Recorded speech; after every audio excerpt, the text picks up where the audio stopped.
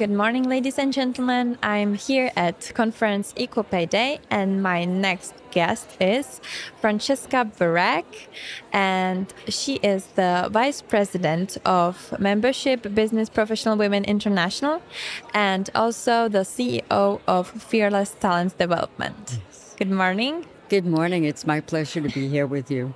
My first question is very easy. General, how have you been enjoying the start of this day and this conference? Oh, it is just a wonderful conference. You know, BPW Prague has done an excellent job. The women are from all over the world, not just Prague. So it's always wonderful to meet up with women, you know, like-minded women who are really fighting for women's rights and who really see the big picture. And the speakers have been just wonderful, really very insightful, very high level. And, you know, to have ambassadors be involved with this kind of a conference is really excellent. So it's been wonderful. We have had the opportunity to hear some of the speakers. Mm-hmm. Was there something that caught your mind that was something special to remember for you? Yes. Alliance. He really, you know, to see a corporate, a man, a high-level man in a corporation that really understands the issues involved with women and leadership and equal pay, and to have a plan. You know, he has a plan on how to move women up. He has a plan of attracting women into the corporation. And one of the things that he said was how lucky he was to be in a position where he reported to women, that he had women in leadership positions where he can see the difference in the behavior and can really understand what it means to be a good leader. And he's incorporated some of that. And it's also very exciting to see a man that understands it all. It's just, I loved it. I loved him. And do you think it's something that become more and more usual, or is he an exception? Oh, I would love to say that he is not the exception. But unfortunately, I think he is. I think that, well, you know, it depends on really the company. I can't say that he is the ultimate exception. I mean, he is exceptional, I will say that. I think there are other men, and we just have to find them, and we have to bring more men into this conversation. We have to bring more men into the movement, and we really have to speak to men not out of anger, but to really get them to understand. And I always like to start with men who have daughters, because they have a vetted interest in what happens to women and pay. And I always approach men who have daughters, and I ask them, is this the kind of world that you want your daughter to live in? You know, it's not going to change overnight, so you have to start now to get on board here. Otherwise, it's going to be too late for your daughters, and they're going to have the same issues that women presently have. So if you want a better life for your daughters, get busy now. And they do understand it. I had a very good conversation with a man who was standing, a little aside, and his two daughters were selling lemonade out on a street in Manhattan. And so, you know, I bought lemonade. I was talking to them and encouraging them to go further with what they're doing. I mean, they were little. They were probably 8 and 10. Mm-hmm. And then I started to speak to him. He didn't know anything about the pay gap. And I said, are you aware, you know, about what your daughters will be? And, oh, no. Are you serious? I'm going to go back to my company and ask about this. I said, please do. Mm-hmm. So it was really great, you know, talking to him.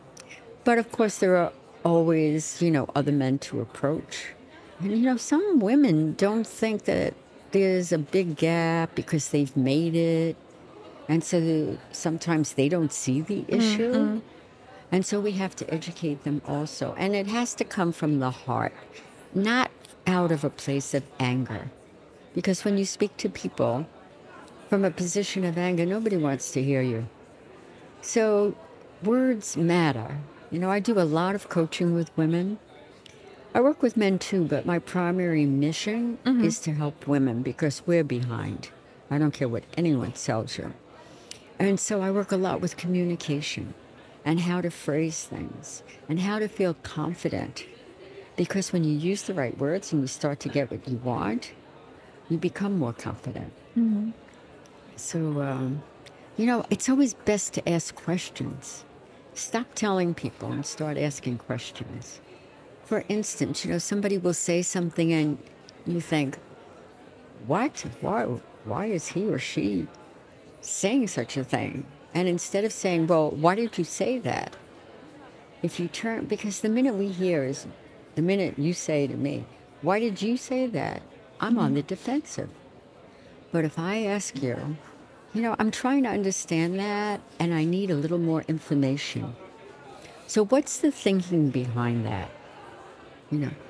Another question is, tell me more. Those are 3 excellent words. Tell me more really elicits more. And then saying, well, that's interesting if you find it interesting because you don't want to lie. With, or you could say, I never thought of it like that. That's an interesting point of view or a different point of view. I'm learning something new. So already this person is relaxed and you have a relationship starting where you can talk to each other. And in today's world, we need to learn how to communicate better. We need to learn how to be socially connected again. There's a lot of isolation, a lot of segregation, and we do have a tendency to live in ghettos and to hang out in ghettos. And what I mean by that is that we stay with people that think like us, that believe in our values, and that's fine because that also supports you. But you also have to think and talk to people that think differently than you do. And, maybe they do have some good ideas and things that we haven't thought about. So building bridges is very important, very important. You have mentioned several interesting thoughts and inspirational moments. What would you say is the biggest potential for maybe women in today's world? The biggest potential? The potential, because the topic of the conference is potential. So you have mentioned maybe the men trying to encourage women in their organizations and also the communications. What would you say is the first step to encourage potential for women in today's world? Really to empower yourself. And one of the ways to empower yourself is to work on you. So I always say, work on me. This self-empowerment, learning more about who you are, learning more about your own reactions, and figuring out a better way to react. And so one of the ways that I do that is I start my day. I'm always in a good mood. And, people cannot put you in a good mood. You choose to let them influence how you're feeling, especially people that, you may not even like. And they say something to you and you feel bad. Well, why? Who are they in your life? Are they meaningful, number one? And number two, why does that matter if you really believe that you have other traits and characteristics? That person's opinion should not matter to you. And, none of us want to get bad news, but look at the source and where it's coming from. So work on yourself, do training.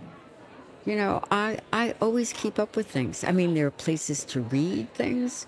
You must read something every day. If you speak to any successful person, they'll tell you how many hours a day they read. They read all kinds of things.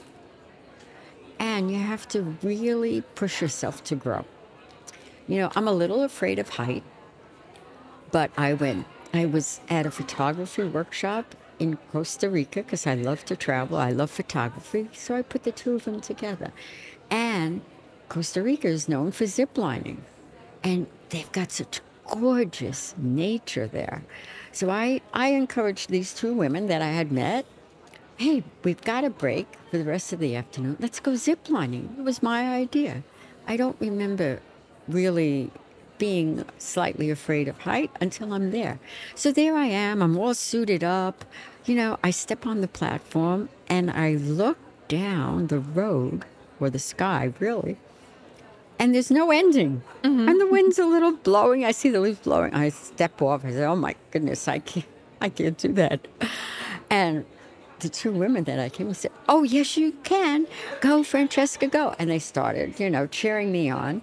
And then the whole line started cheering me on. I said, okay, I'm going for it.